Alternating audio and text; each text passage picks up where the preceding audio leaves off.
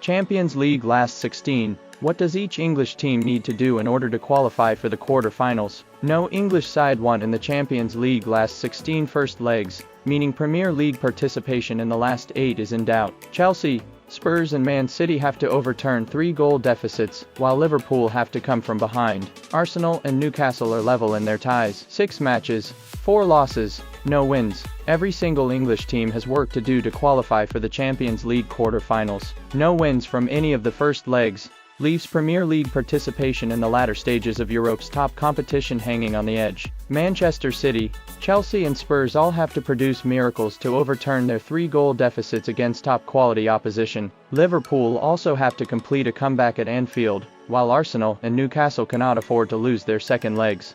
Arteta needs to work out his Arsenal attack. The games just keep getting bigger and bigger. After the comedown of Saturday's dramatic, emotional, energy-sapping win over Everton, Arsenal have to pick themselves up again. The Gunners are back in Champions League action, knowing this time if they slip up, they are out, and that would be the first major disappointment of the season. Mikel Arteta does not just have to balance his squad in terms of workload, but he also has to work out which combinations work best. There is a feeling that Arteta doesn't quite know his best forward line yet. What does he do on the right wing? Nani Madueke was Arsenal's best player off the bench in the first leg with Leverkusen, so is he preferred in that role? And what would that mean for Bukayo Saka, who tends to start at least one game on the bench when they have a 3-game week? He's started 2 games in the last 6 days. Up front is a good dilemma for Arsenal too. The Gunners seem to play better with Kai Havertz up front, but does Victor Gyökeres deserve a crack after coming off the bench to net against the Toffees?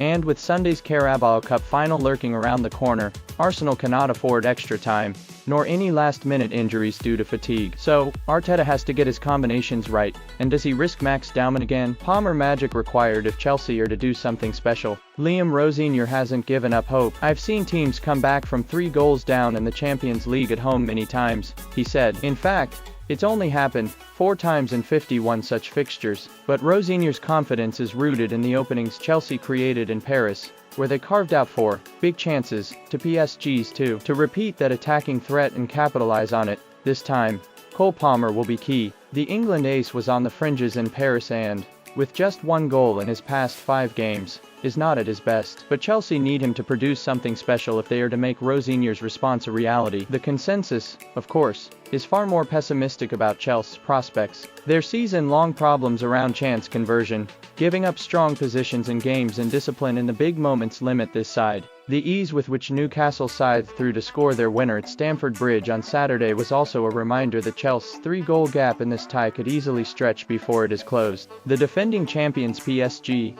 given the weekend off by Ligue 1, as is customary in France, will be chomping at the bit to rub further salt in the wounds of a side which hurt their pride in the Club World Cup final. Chelsea need to be near perfect Turkey to create City's comeback. If Manchester City are going to become the first side to overturn a 3-goal deficit in a knockout tie against Real Madrid, in 36 instances of teams trying, they better get the creative juices flowing. Forget the first leg, that is gone. Now Pep Guardiola needs his big hitters to produce something special. City were arguably okay defensively at the Bernabeu a week ago, and done by a one-in-a-lifetime performance from Federico Valverde. The scoreline suggests the gulf was much greater than it was in reality. Just that Real were far slicker and sharper with the work they did in the final third. Guardiola has surely got to accept that his offensive setup was wrong. City had dominance, completing over double the number of passes Real managed in the opposition half, but lacked incision. They had no urgency, no rhythm. Erling Haaland finished the game with an XG value of 0. That can be addressed with the invention of Ryan Cherki in behind Haaland,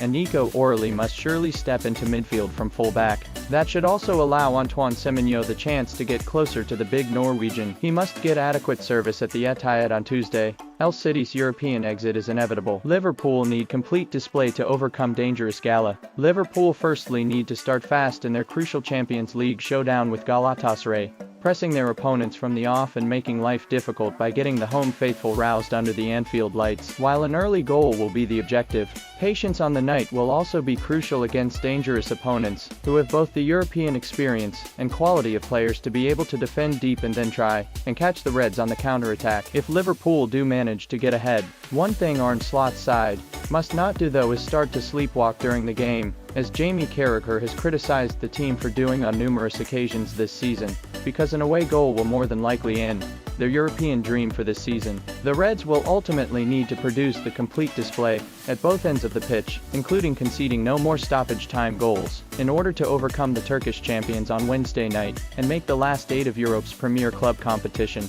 The only problem is that, as Carragher alluded to while commentating on Sunday's limp home draw with Tottenham Hotspur, "I cannot think of one match all season where Liverpool have put in the perfect performance in both attack and defense and been 3 or 4-0 up. Every game has been a struggle. Spurs need to be perfect at either end. Easy, right?" Tottenham were undone by a number of slips and errors at Atletico Madrid last week, so the first place would be, "Don't make any more mistakes." A hard ask for anyone, let alone a team shot of confidence and likely still reeling somewhat from Tuesday's dismal evening in Madrid, where they lost 5-2 in the first leg. What will have helped was a late draw at Liverpool, although again, this did not come without error, especially Guglielmo Vicario's blunder for the Reds opener. All eyes will be on the goalkeepers again after a horrible few days for the Spurs stoppers, but the truth remains though that Vicario is Spurs' undisputed no one. Then, providing that they can keep Atletico from adding any more to their 3-goal lead, Tottenham need to, at the very least, score 3 goals to level and 4 to win. They did already score twice against Atletico, who, for their part, are not the most defensively minded side, although they did keep a clean sheet against Getafe at the weekend. Gordon to lead from the front as high-intensity Newcastle bid for glory. Eddie Howe billed the first leg as the biggest game in Newcastle's history, so this is an equally huge, historical game for the club. They were gutted to have conceded a last-gasp penalty at St. James Park, but at 1-1 this tie is very much alive. A glorious night beckons. Anthony Gordon hit back at his critics on and off the pitch at Chelsea on Saturday, scoring in a win which boosts the Magpies' morale for the trip to Barcelona, but his speed and directness on the counter-attack will also be crucial at the Spotify Camp Nou. Barcelona, beaten only once at home this season, thumped Sevilla 5-2 on Sunday and will dominate possession and territory. It doesn't need saying that this remains a huge challenge for the visitors, even with the scores level, but Hansi Flick's high line will play to the strengths of Howe's Newcastle. Joelinton's minutes have been managed for this night, while Sandro Tonali can put transfer speculation to one side to join the Brazilian in a high-energy midfield to disrupt Barca's technicians. If Newcastle can deliver the intensity required over 90 minutes with and without the ball to write their names in the club's folklore,